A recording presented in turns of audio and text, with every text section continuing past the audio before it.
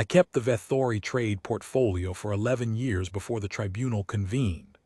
11 years of route concessions and cargo manifests, of quota negotiations and customs inspections, of smiling across lacquered tables at species who found the shape of my face mildly repulsive and my commercial instincts deeply suspect. I was not a soldier. I was not a diplomat in the strict sense. I held a commercial attaché's credentials, a mid-ranking position that most of the Compact's member delegations treated with polite condescension. Trade representatives were a step below real negotiators and 2 steps below the kind of person anyone thought to fear. That suited us perfectly. My name is Oren Vale. I was 44 years old when the Vethori Compact convened its accountability tribunal on the matter of the Kiev corridor. I am 61 now, and I have been asked to set down what I saw, what I knew, and what I understood in that order, because those 3 things came apart from each other in ways that still matter. People who were not in that chamber want to know how it felt from the inside. They want to know whether any of us understood what was coming. The honest answer is that some of us did and most of us didn't, and the ones who did were under explicit orders to say nothing. I will try to be fair to the record, which means I will sometimes be unfair to myself. The Kiev corridor dispute had been running for 7 years by the time the tribunal was called. That is the polite version. The full version is that the dispute had been running for 29 years, and the tribunal was called when the Compact finally concluded that 29 years of filing objections through the Corridor Stewardship Forum had produced no result and would produce no result, and that the only mechanism left to them was a formal binding proceeding. I attended 12 of those forum sessions over my years in the portfolio. They were, without exception, exactly what a proceeding looks like when both parties understand that the proceeding is theater. Earth's delegation arriving with comprehensive responses to every Compact objection. The Compact's delegation reading the responses and recording their continued dissatisfaction. Everyone filing correctly and observing the forms, and going home knowing that the forms, in this particular context, meant nothing. The short version of the underlying dispute. Humanity had established transit lanes through a region of space the Vethori Compact claimed by right of ancestral mapping. Surveys conducted 400 years ago by Compact member cartographers, registered in the Compact's own archive, not recognized in any interstellar legal framework that Earth had ever signed. The lanes were commercially critical. They shortened the run between human outer stations and the Thavan Junction by 11 weeks. 11 weeks per transit, multiplied across 200 registered vessels per standard cycle, came to a number large enough to fund a mid-tier planetary development program. Earth had been using those lanes for 31 years. The Compact had been objecting for 29 of those years. The first 2 years, their objections were filed with a joint transit authority that both parties had voluntarily dissolved for unrelated reasons. The subsequent 27 years of objections went into the queue managed by the Stewardship Forum, which met every 4 years and had no enforcement mechanism. Earth's delegations attended every session. Earth's delegations filed responses to every objection. Earth's delegations in their responses were unfailingly courteous and specifically, meticulously, exhaustively did not concede a single point. I attended 12 of those forum sessions over my years in the portfolio. The sessions were conducted in a neutral facility on the station nearest the corridor's outer approach, a different station from Caravanker, a smaller one with no architectural grandeur, and a cafeteria that served food for 11 species, none of it designed with humans specifically in mind. The Compact's delegations came with senior legal staff and prepared positions. Our delegations came with senior legal staff and prepared responses. Both sides filed everything correctly. Both sides were polite. The sessions ran 3 to 5 days, produced a joint summary record and resolved nothing, which was their function. I say that without cynicism. The forum was not designed to resolve the underlying dispute. It was designed to demonstrate that both parties were attempting to resolve it through legitimate institutional channels, which is a different thing and serves a different purpose. It creates a record of good faith effort. It keeps the dispute inside a formal process rather than outside one. It buys time, which for one party was time to accumulate legal certainty, and for the other party was time to accumulate something that had no name in any legal framework the compact recognized. The forum also meant that the compact did not escalate. 29 years of escalation avoidance. 29 years of the compact choosing the filing cabinet over the fleet, the formal objection over the enforcement action. I think they believed they were being patient. I think, in a specific and accurate sense, they were right. But there is more than one kind of patience, and the two kinds can run in parallel for a very long time before anyone can tell them apart. There is the patience of a party waiting for a process to deliver what processes are supposed to deliver. And there is the patience of a party waiting for the process to finish, because what they need cannot come from the process. It can only come from the work that happens while the process is running. Both kinds sit in the same chairs. Both kinds file the same documents. The difference is invisible until the moment it is not. Their patience and ours were aimed at different things. And when the two finally met in the tribunal chamber, one of them turned out to have been building a case, and the other turned out to have been building a corridor. This was not an accident.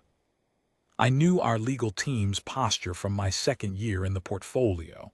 I was not read into the full strategy, that was above my clearance, but the commercial logic was visible to anyone paying attention. Earth's position in the corridor was load-bearing. The transit savings were significant, but more important was what those routes connected. 4 outer stations that served as the logistics spine for 7 separate development programs, 2 of which were in the final construction phase when the tribunal was called. You could not extract Earth from the Kiev corridor without unraveling 11 weeks of transit time, 2 development timelines, and a set of commercial agreements with 4 compact member species who had, quietly, begun routing their own cargo through the same lanes, because the savings were too good to ignore. The compact knew this. That was why, after 29 years of failed forum diplomacy, they convened an accountability tribunal instead of simply declaring the lanes closed. Declaring them closed would have required enforcement. Enforcement would have required a fleet. A fleet would have required the member species who were now routing cargo through the lanes to accept significant commercial disruption. The tribunal was cleaner. The tribunal was a mechanism for producing a binding judgment, a document that Earth would be compelled to recognize as legal precedent, that would require a formal withdrawal, that would make continued use of the lanes an act of documented defiance rather than a simple commercial disagreement. The tribunal was, in other words, a trap with excellent paperwork. I arrived on Vethori Station Caravanker 11 days before the proceedings opened. My official function was to support the human delegation's commercial documentation, to verify cargo figures, transit tallies, economic impact assessments, the kind of work that requires a body in the room but not a mind that anyone is watching.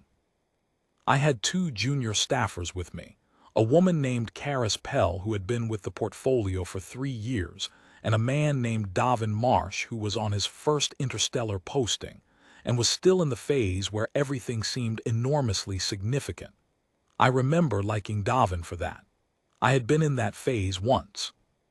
Most people in this work either leave it quickly or lose it slowly, and the few years between those 2 outcomes are the most useful years in the profession, because someone who still believes the forms matter and has not yet learned to play them has a quality of attention that you cannot manufacture. I had Davin reviewing the cargo manifests for the 8 years prior to the tribunal filing, checking our figures against the compact's transit monitoring records. It was tedious work. He did it without complaint and with a completeness I had not asked for. Flagging 3 discrepancies between our tallies and the compact's monitoring data, minor ones, rounding differences in how the two systems counted partial load transits, that he brought to me on the second day in a neatly organized summary. I thanked him and told him the discrepancies were expected, and he should log them and move on. He said, "They're going to cite these." "They might," I said. "It won't matter." He looked at me with the expression of someone who has been told something they don't believe and is too professional to say so. I didn't explain further. I wasn't in a position to. Caervanker was a compact-built station, and it showed. The architecture favored the Vethori sensibility: low ceilings in the public corridors, high ceilings in the formal spaces, a preference for dark polished stone and indirect lighting that gave every room the feeling of existing slightly underwater. The tribunal chamber itself was spectacular in a way designed to impress upon visiting parties the weight of the proceeding they were entering. It seated 400 observers in curved tiers of burnished charcoal stone. The elevated bench where the 7 tribunal justices would sit stretched 15 meters end to end. The wood of it, some compact native species, dense and almost black, carved with ancestral mapping symbols that I was told represented the original care of surveys. Above the bench, set into the ceiling, was a single transparent panel, roughly 8 meters across, that looked out onto the station's exterior bay. Through it, in the distance, you could see the lane approach corridor, the actual navigational approach to the care of transit entry point, the object of the entire proceeding, framed neatly overhead like a painting of the thing being argued about. I thought about that ceiling panel for a long time before the tribunal opened. Our lead delegation was Ambassador Tian Arav. She was 59, a career diplomat of the formal school, silver-haired and precise, with a manner that most alien species found easier to deal with than most humans did. She had been managing the Corridor Stewardship Forum sessions for 8 years and had acquired, over that time, a comprehensive knowledge of every member species' commercial exposure in the lanes, a fact she never mentioned. I had worked adjacent to her for 4 years without ever having a direct conversation about strategy. She was the kind of official who kept the various layers of a negotiation sealed from each other, because she understood that compartmentalization was itself a form of leverage. She never asked me what I thought. She occasionally asked me what I had observed, which was a different thing. On the morning of the first session, she stopped in the corridor outside the chamber and looked at me for a long moment. "You know what to do," she said. "Yes," I said. That was all. She went in. I followed at the appropriate interval. The tribunal opened formally with the reading of the jurisdictional claim. The Chief Justice, a Vethori elder named Sar Vethin, with the characteristic deep-ridged cranial plates of high-caste Vethori, and the particular stillness that their elder caste cultivated as a social performance, read the preamble in the compact's official language, and then the tribunal's translator rendered it in standard. I will compress. The claim held that Earth's use of the care of corridor lanes constituted an ongoing violation of ancestral mapping rights established by the Compact Charter, that Earth had been formally and repeatedly notified of this violation, that Earth had failed to remedy the violation, and that the tribunal was convened to issue a binding accountability determination and remediation order. The remediation order, as drafted and circulated to our delegation 3 days prior to the opening, was what everyone on our team had been quietly reading and rereading since it arrived. It required Earth to cease all commercial transit through the care of lanes within 40 standard days of judgment. It required a formal acknowledgement that the lanes had been used in violation of compact-recognized mapping rights.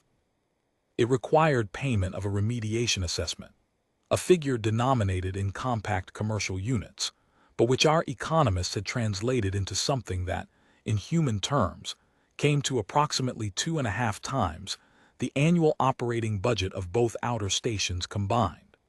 And it included a clause requiring Earth's delegation to make a formal public statement of acknowledgement before the tribunal's full bench at the close of proceedings. That last clause was the one that told me what the tribunal was really about, The commercial fine was punishing. The transit shutdown would cause real disruption. But neither of those was the point. The point was the statement. The point was Ambassador Arav standing at the podium in a chamber full of 400 observers from 17 compact member species and reading, aloud, in standard, and in the compact's official language, an acknowledgement that Earth had been wrong. That our 31 years of transit use had been an act of ongoing violation. That we were sorry. The point was the record, the archived, formal, legally binding record of humanity conceding, in the specific language the compact required, the thing the compact needed us to concede. Because they needed it. That was the part that nobody wanted to say out loud. The compact had 17 member species. Of those 17, 4 had been routing cargo through the care of lanes for the past 6 years. Not under Earth's flag, not under any formal arrangement with us, simply routing cargo through the lanes because the lanes were there, and the savings were real, and there was no enforcement mechanism that had ever actually prevented anyone from using them. If the tribunal established that Earth's use of the lanes constituted a violation of compact-recognized ancestral mapping rights, those 4 species had a problem. Their own transit records would document the same violation. The remediation assessment that Earth was facing would, under the same logic, apply to them. Unless Earth's concession was specifically framed as an Earth concession, unless the accountability determination named humanity as the offending party, and the other 4 species' use of the lanes was simply not addressed, because it had never been challenged, because the tribunal had been convened specifically about us, because the formal record would show that the violation was a human thing that humanity had acknowledged and paid for and been corrected on. The compact needed our statement of acknowledgement to clean up their own internal exposure. They needed us to take the violation on record so that the other 4 species' transit use could be quietly grandfathered into legitimacy by contrast. They were not going to get a trade war with 4 of their own members over ancestral mapping rights. They needed a scapegoat with clean paperwork, and they had calculated, over 29 years of forum diplomacy, that we were one. I knew this. Ambassador Arav knew this. I'm fairly certain our legal team had known it for years. What I did not know, what I was not read into, was what we intended to do about it. The first 3 days of the tribunal were documentation review. Compact archivists presented the original survey records, the registration filings, the 400 years of chain of custody documentation for the ancestral mapping claim.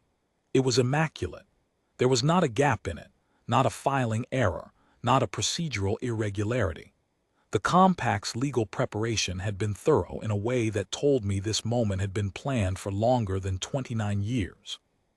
Someone in compact legal history, possibly several someones across several generations, had been maintaining this archive in a state of tribunal readiness. The mapping claim was not a surprise response to our transit use. Our transit use was a trigger that had been waiting for a claim that had been ready for a very long time.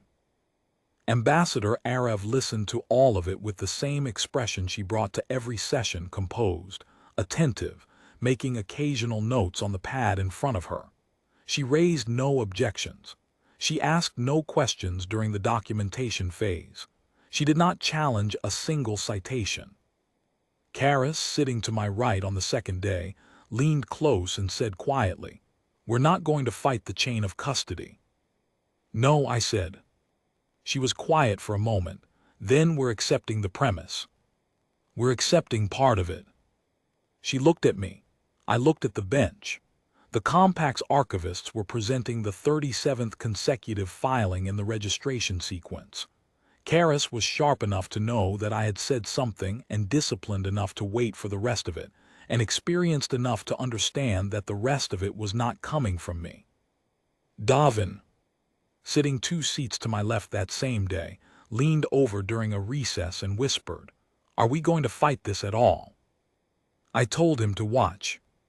On the 4th day, the compact's presenting advocate, a Vethori legal specialist named Rithav San, whose composure was so complete it bordered on theatrical, laid out the formal argument for the remediation order. He was precise, methodical, and practiced in a way that made it clear he had delivered this argument before, internally, to prepare for every possible rebuttal. He anticipated 3 lines of defense. He addressed all 3 before we raised them. He spent a particular amount of time on what he called the voluntary use argument, the position that Earth's commercial activity in the lanes constituted implicit acceptance of the lane's availability, not a claim of right, and therefore the question of mapping sovereignty was separate from the question of transit access. He dismissed the voluntary use argument in about 4 minutes, citing 17 precedents from compact case law. Then he sat down. Chief Justice Vethori looked at our table. The human delegation will have the following 3 sessions to present its response. Ambassador Arif stood. The human delegation will require only 1. Vethori's cranial plates shifted very slightly, the Vethori equivalent of a raised eyebrow, if the eyebrow were made of bone. The complexity of the matters before this tribunal. 1 session will be sufficient, she said. She sat back down. The chamber was quiet for a moment in the way that a chamber goes quiet when it isn't sure whether it witnessed something or whether it imagined it. Rithav San placed both hands flat on the table in front of him. It was not quite a reaction.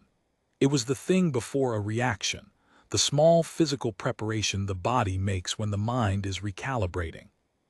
The 5th day was our session. The evening before it, Arif came to my room. This was unusual. In 4 years of adjacent work, she had never come to me. The direction of contact had always been the other way. She stood in the doorway and looked at the room for a moment, which was furnished in the Vethori manner with low furniture and indirect lighting, and a viewport that looked onto the station's interior bay rather than onto space. Your presentation tomorrow, she said. Every figure you have. Yes. The minor discrepancies as well. Yes. Davin found 3 rounding differences against the compact's monitoring records. I was going to address them in the documentation index. Cite them openly, not in the index, in the presentation itself. I looked at her. They'll think we're conceding a documentation error. Yes, she said, let them. She left. I thought about that for most of the night. The discrepancies were genuinely minor, 3 rounding differences in 8 years of cargo transit tallies, the kind of differential that emerges when 2 different monitoring systems use slightly different definitions of a partial load transit. They were not significant. They did not affect any material figure in our documentation. Citing them openly in the presentation would look, to the compact's legal team, like a small concession, an acknowledgement of imperfection in our records, a sign that we were being transparent rather than strategic. Which was why she wanted them cited. Not because they mattered, because the appearance of transparency about something that did not matter would make the next morning's statement about something that mattered enormously seem, to anyone watching, like more of the same quality of candor. I understood that at approximately 3 in the morning, and then I could not sleep, and I lay in the low Vethori bed and looked at the indirect lighting for a long time, thinking about a woman who plans the appearance of honesty with the same precision she applies to everything else, and whether that is admirable or merely cold, and concluding that it is both, and that the 2 qualities are not as separable as I would like them to be. I had been given, the night before the session, a brief from our legal team. Not the full strategy, I was still not cleared for that, but enough to understand my role. I was to present the commercial transit documentation for the corridor. Not our legal argument, not our response to the mapping claim. Just the numbers. The cargo figures, the transit tallies, the route frequency data, the economic impact assessments for the outer stations. The kind of dry commercial documentation that no one disputes, because no one cares about it enough to dispute it. I presented for 40 minutes. I was meticulous and dull, which was the point. Karis handed me data panels at the appropriate intervals. I cited figures. I compared years. I noted trends. I cross-referenced our transit logs against the compact's monitoring data, including those 3 minor rounding discrepancies Davin had flagged, and I noted them openly, without emphasis, as a demonstration that our documentation cross-referenced accurately against independent records. It was not interesting. I was not trying to make it interesting. I was trying to make it complete. When I sat down, Davin leaned toward me and said nothing. He had understood by then that something was about to happen. Ambassador Arav stood. She placed a document on the table in front of her. Not on her data display, a physical document, printed and bound, which on a station that conducted essentially all its official business on data panels was a choice that every person in the chamber registered. She did not open it. "The compact's mapping claim is valid," she said. The chamber absorbed that. I watched Rithav San across the room. His stillness became a different quality of stillness, the kind that happens when you have prepared for 3 possible openings and the one you're hearing is none of them. The survey records are authentic. The registration is unimpeachable. The chain of custody is exactly what the compact's archivists have represented. We have reviewed it fully and we do not contest it. She paused. The compact's remediation order is not valid. Another pause shorter. Not because the mapping claim is false. It is true. Not because we have a superior legal right to the lanes. We do not claim one. The remediation order is not valid because it is built on a factual premise about the nature of our activity in the corridor that is incorrect. The compact has characterized 31 years of human commercial transit as an act of ongoing violation, an active, knowing, willful disregard of a recognized claim. That characterization is inaccurate. Our activity in the care of corridor over the past 31 years has not been commercial transit. She opened the bound document. It has been infrastructure maintenance. What followed took 4 hours. I am going to try to describe it accurately, which means I am going to describe it in pieces, because that is how it came through the chamber, in pieces, one after the other, each one landing before the last had fully settled. The document Ambassador Arav had placed on the table was a consolidated record of 31 years of human engineering activity in the care of corridor. It was 312 pages. She did not read all of it. She summarized. In year 3 of human transit through the corridor, the year we had identified the lanes as viable and begun regular use, our survey teams had identified a navigational anomaly at the corridor's midpoint, a gravitational variance caused by the slow precession of a dense companion object in the corridor's secondary region. The variance was mild, detectable only by instrumented survey, not a hazard to current transit, but its trajectory was calculable, and the calculation showed that without correction, the variance would, over approximately a century, degrade the corridor's navigational stability. Not dramatically, not catastrophically, but enough that by year 80 to 90 of the timeline, standard cargo transit through the lanes would require active compensation systems aboard every vessel, an equipment overhead that would, at current commercial volumes, add roughly 6 weeks to the effective transit time and require retrofitting on vessels not built for it. By year 120, the variance would have degraded the lanes to the point where they were navigable only by specialized vessels. By year 150, the corridor would, in any practical commercial sense, have ceased to function. The compact's cartographers had not detected this. Their survey technology, 400 years ago, had not been capable of the instrumented readings necessary to identify a variance of this scale on this timeline. This was not a criticism. 400-year-old survey equipment was 400-year-old survey equipment. But it meant the mapping claim had been filed on data that did not include the variance, and the compact's subsequent maintenance, or rather, the compact's complete absence of maintenance, because the compact had not been using the corridor commercially and had therefore not been monitoring it, had allowed the variance to progress unchecked for 4 centuries. In year 3 of our transit use, we had found it. In year 4, we had begun to address it. Over the following 27 years, Earth's Engineering Corps had conducted 11 separate correction operations in the care of Corridor.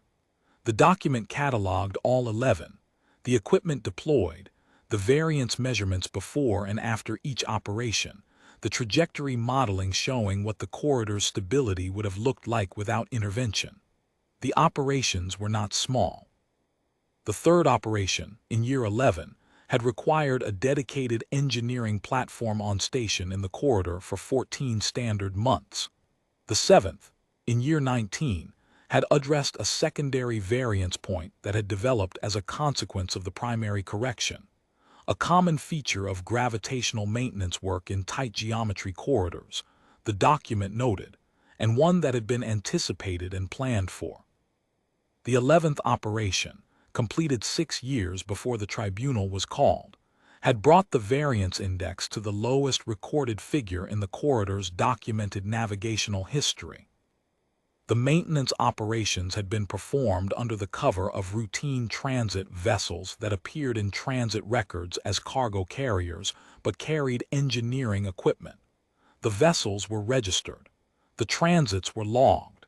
The documentation existed. It had simply never been characterized as maintenance because it had never needed to be. Because the Compact had never thought to ask. Because for 29 years, the Compact's lawyers had been building a remediation case focused entirely on the question of who had the right to use the lanes, and nobody in Compact legal had ever asked what condition the lanes were in, or what would have happened to them if nobody had been using them. The current status of the care of corridor, per the document, stable, navigable, variance contained, projected degradation timeline pushed out by approximately 300 years by the cumulative effect of 11 correction operations. The corridor that the Compact had maintained as a historic mapping claim was, at this moment, functional and commercially viable specifically because Earth's Engineering Corps had spent 27 years quietly keeping it that way.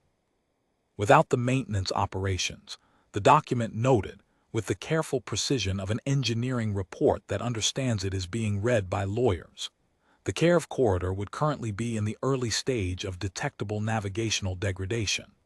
The first compensation requirements for standard cargo vessels would begin appearing within the next 12 to 18 standard years.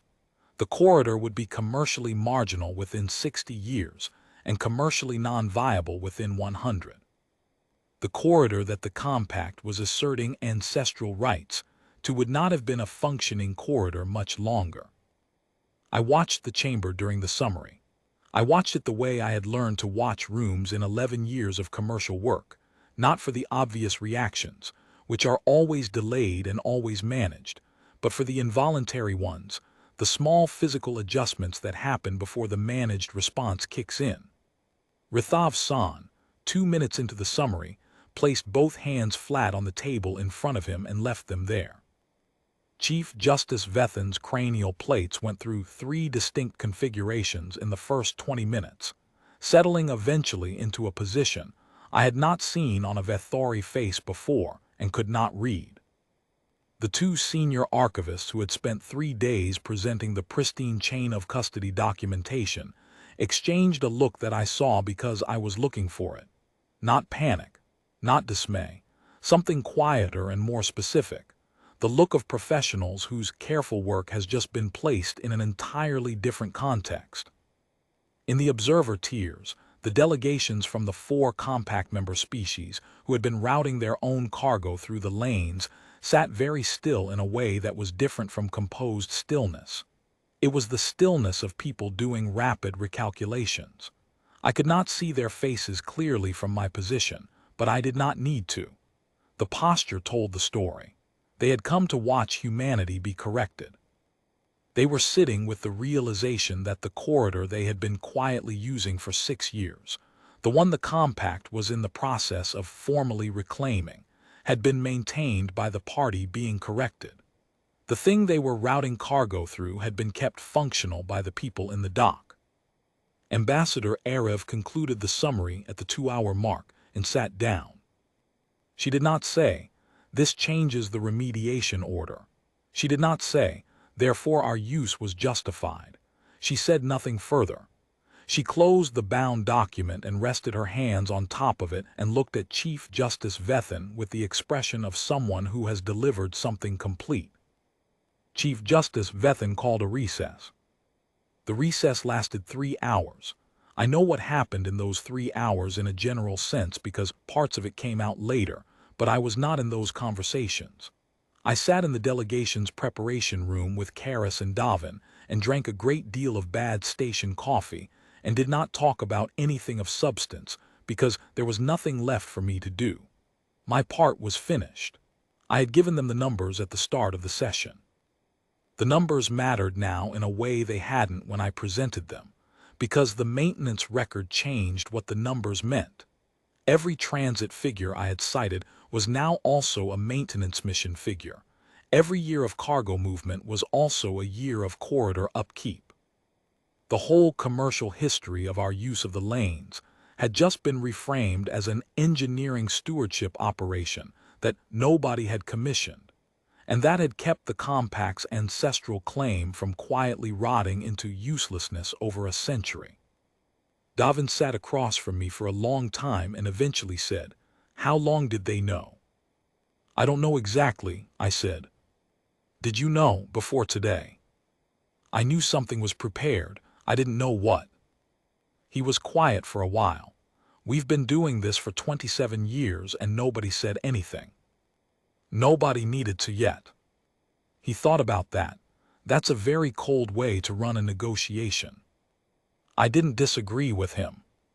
Karis said from behind her data panel, "It's not a negotiation. It was never a negotiation." Davin looked at her. She didn't look up. "Negotiations are about getting someone to agree with you," she said. "This was about changing the ground the agreement would happen on. You can't negotiate the ground into a different shape. You have to do the work." She went back to her panel. Davin looked at me. I shrugged, which was not a satisfying response, but it was the honest one. I didn't have a better way to put it than she had.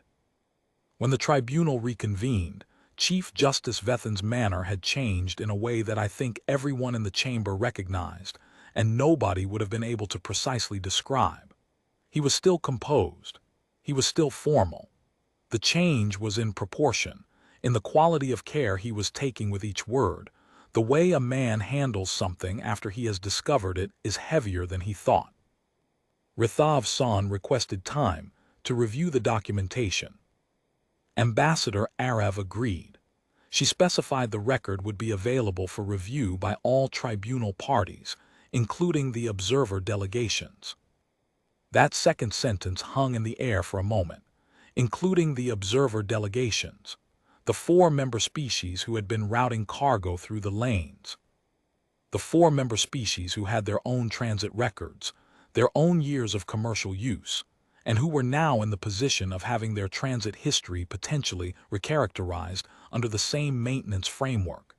If they could demonstrate any maintenance activity of their own, which they could not, because they had not known about the variants, because they had not been told, because Earth had found it and Earth had quietly fixed it without telling anyone for 27 years. Or alternatively, their transit records remained as they were, years of commercial use of a corridor they had no mapping claim to, of a sort that the Compact's own tribunal was now on record as characterizing as a violation, and which the Compact could not remediate without remediating all of it, including its own members. There was, in other words, no clean outcome for the Compact from this point forward. They could accept that Earth's activity had been maintenance, in which case the remediation order had to be withdrawn, in which case the entire 29-year legal architecture came apart. They could reject the maintenance characterization, in which case they were rejecting the technical documentation of a corridor they had never monitored, and were claiming better knowledge of its condition than the parties who had been operating in it for 31 years. They could proceed with the remediation order and address the 4 member species exposure separately, in which case they were inviting a different tribunal, a different proceeding, and a different set of very uncomfortable questions about what the compact's mapping rights actually entitled them to when the mapped thing had been kept alive by someone else. Ambassador Arev had understood that from the beginning. I suspect she had understood it from the moment the remediation order landed on her desk. The tribunal was not the trap. The tribunal was the place where the trap's design became visible. The review period lasted 9 days. During those 9 days, I attended 3 working sessions where the compact's legal team reviewed our maintenance documentation with our technical support staff. The reviews were thorough, and I thought, conducted in a mood that I can only describe as controlled grief.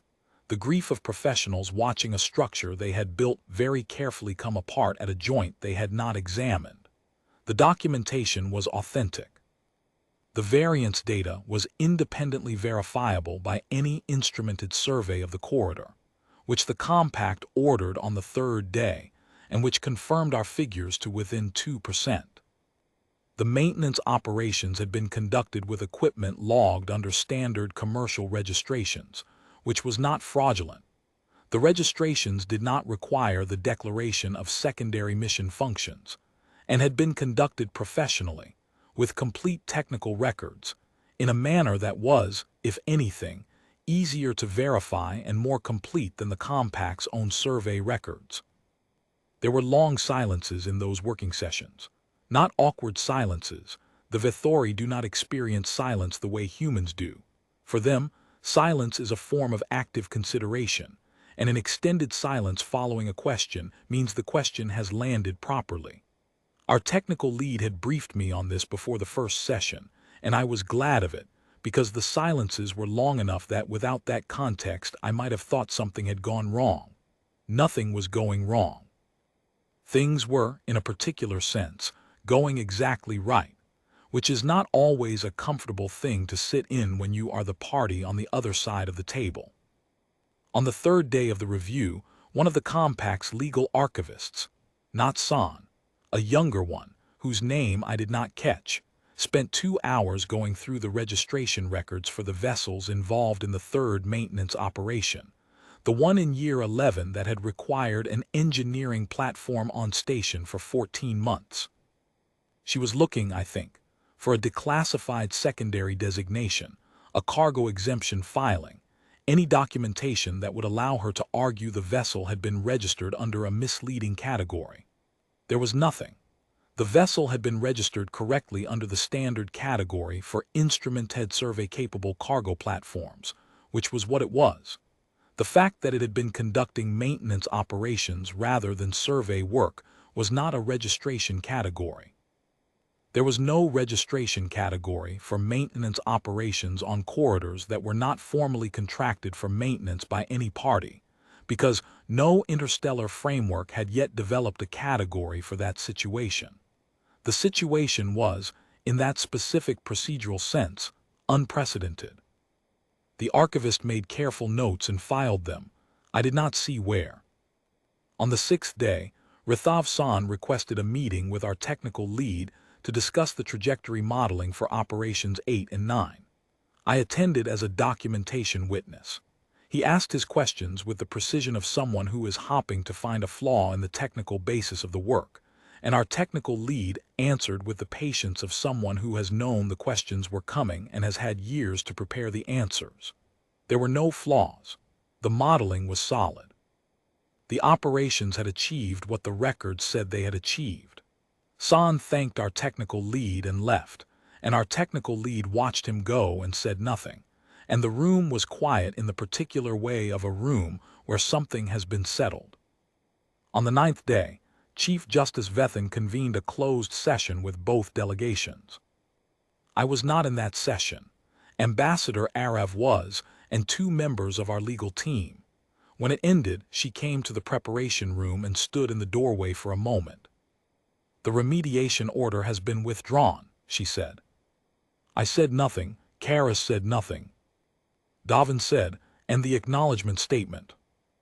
Arev looked at him. "There will be no acknowledgement statement." "What will there be?" She paused for what I think was the first genuine pause I had seen from her in 4 years. Not a rhetorical pause, not a timing choice, but an actual moment of stillness that belonged to her rather than to the performance she had been running. She looked at the three of us, me first, then Karis, then Davin, with an expression that I could not quite categorize and have thought about since. "A request," she said. The request, as it turned out, took 3 more days to negotiate in terms. I will describe what it amounted to. The Vethori Compact formally requested that Earth's Engineering Corps continue maintenance operations in the care of Corridor under a newly negotiated stewardship agreement. The agreement recognized the Compact's ancestral mapping claim in full. It established Earth's maintenance role as a contractual function rather than an incidental byproduct of commercial use. It included transit provisions. Earth would retain access to the lanes under the stewardship agreement, commercially, at rates that were materially better than what we had been operating under informally. It included provisions for the 4 compact member species' commercial use of the lanes, formalized and grandfathered under the stewardship framework, with a transit fee structure that paid into the maintenance fund. It included a joint technical commission, staffed by compact engineers working alongside Earth's maintenance corps, with access to the full variance monitoring data going back 31 years. That last element had been Ambassador Arav's addition, offered in the 3rd day of negotiations. I learned later that Vethin had not expected it, had expected us to protect the data, to treat the monitoring history as a leverage asset, to keep the Compact's engineers dependent on our technical assessments rather than able to build their own. Arav gave it freely. I have thought about that decision more than any other from the tribunal, because I think it is the decision that most precisely expresses what she understood that I was still learning. She was not giving away something we needed. She was giving them something they would need, the capacity to understand what had been done and how to continue doing it. A leverage asset held indefinitely produces a dependency and eventually a resentment.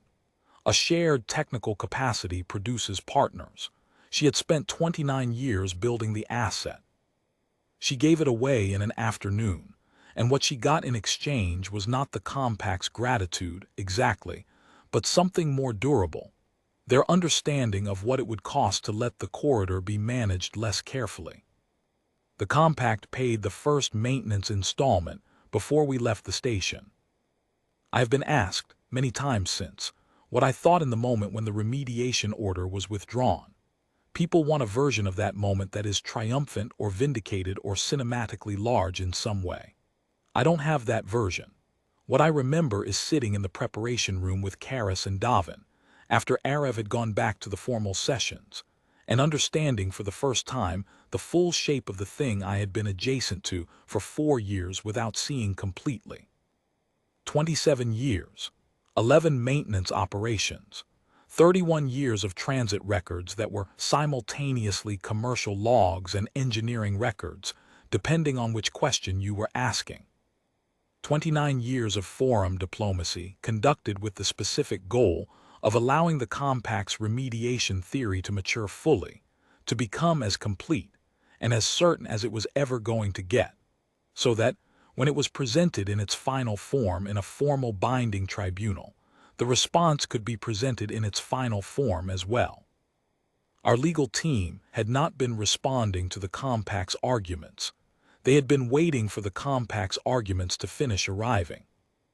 I thought about the Year 4 decision, the engineering team in Year 4, identifying the variance and deciding to address it without disclosure. I don't know who made that call.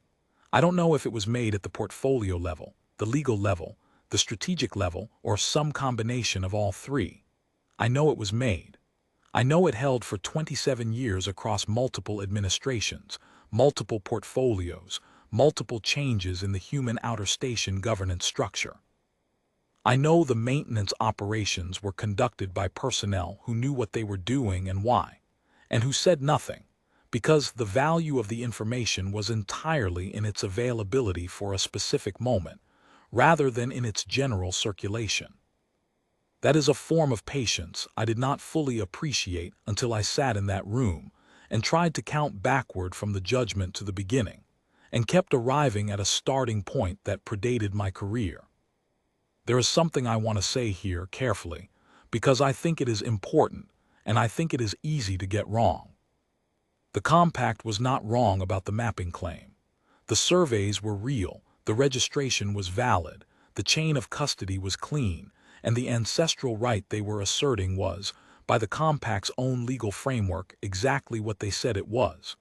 They were not acting in bad faith. They had been patient too. In their own way, 29 years is a long time to build a case. They had filed correctly and attended the forum sessions and done the institutional work that the institutional framework required of them. What they had not done, and what I think they understand now in a way they did not understand before, is account for the possibility that the thing they were claiming had been changed by the claimant's absence and the respondent's presence. The Cave corridor that the compact was asserting ancestral rights to was not the same corridor their cartographers had surveyed 400 years ago. It was better. It was more stable, more navigable, and projected to remain so for 3 centuries longer than it would have been without intervention. The claim was valid. The corridor it described was, in part, a human construction. You cannot cleanly separate those two facts, and the tribunal could not cleanly separate them either. And that was the position our legal team had known it would be in, if it waited long enough and maintained enough and said nothing about it for long enough. I have been a trade representative for a long time. I understand the commercial logic of withholding information until the moment it is most valuable. What I encountered in the Cave proceeding was that logic applied at a scale and a duration I had not previously seen, not as a tactical calculation within a negotiation, but as a structural posture across decades, built into the institutional behavior of an entire portfolio at the level of what we did and did not say, what we logged and how we described it, what we maintained, and whether we mentioned it. We were not holding back in the sense of restraint, the sense of a force that has more to give and is choosing not to release it. We were holding something in reserve. That is a different thing. Restraint implies a contained power waiting to be unleashed. Reserve implies something more like a balance, an asset that exists and is real and has value, and whose value is specific to a specific moment, and which is worth nothing before that moment and worth everything in it. Reserve is patient in a way restraint is not. Restraint is taught.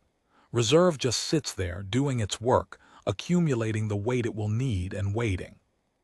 The moment was the tribunal. The asset was the maintenance record.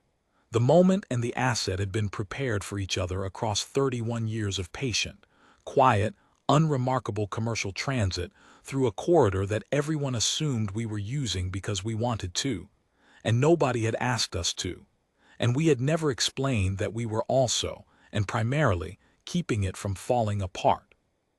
On the last morning before our departure, I went back to the tribunal chamber. It was empty. The observer seating was cleared. The bench was bare. The carved mapping symbols on the wood were the same as they had been 400 years of compact history in the grain of the thing. I stood in the center of the floor for a while and looked up through the transparent ceiling panel at the lane approach corridor. The navigational markers were still there, same as they had been on the first day. Karis found me there before Arav did. She stood next to me for a moment without saying anything, which was characteristic of her, and then she said, "Davin is going to request a transfer to the maintenance portfolio." "He should," I said. "You're not surprised?" "No." She was quiet again for a while. Outside, through the panel, a cargo carrier was running the approach corridor, one of ours, the transit markings visible even from this distance if you knew what you were looking at. It moved the way all the ships in this corridor moved, steadily, confidently, without any of the navigational compensation adjustments that vessels make when a corridor is degrading. It moved the way a vessel moves in well-maintained space. 27 years, Karis said. Yes. And they never asked. They didn't know to ask. She considered that we could have told them at any point. Yes, but telling them would have changed the value. Yes. She nodded slowly. Not agreement exactly, more like the nod of someone who understands a thing and is deciding how she feels about it, and hasn't finished deciding yet. I understood that. It had taken me most of the tribunal to get where she was in that moment, and I was still not sure I had fully arrived. Ambassador Arav found me there a few minutes after Karis left. She stood next to me and looked up through the panel at the same thing I was looking at. Then she said, "You understand now." I said I thought I did. She nodded once, in the way she nodded when something was closed rather than open, the small conclusive version. Then she walked out. I followed at the appropriate interval. The stewardship agreement has been in effect for 17 years now. The maintenance operations continue. The 4 compact member species continue routing cargo through the lanes and continue paying into the maintenance fund.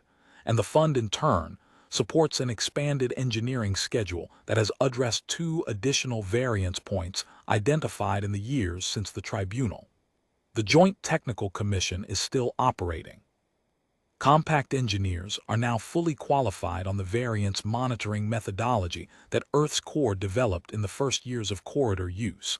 And there are compact-born engineers on the maintenance crews who have been there long enough to have worked 2 of the operations themselves. The corridor is, by every technical measure, the most stable it has been in its recorded navigational history. The Vethori Compact's ancestral mapping claim is recognized in the agreement, exactly as their cartographers filed it 400 years ago. The corridor they mapped is not exactly what they mapped. Some things become more themselves with care. Some claims become more true when the thing they claim is kept from deteriorating.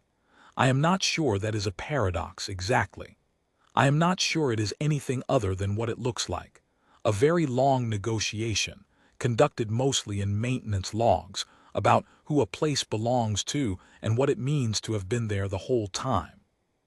I don't know the name of the engineer who found the variance in year 4. I've tried to find it in the maintenance records, and I can't. The operations were logged under vessel registration numbers and crew manifests that are technically accessible but practically buried in 30 years of transit documentation.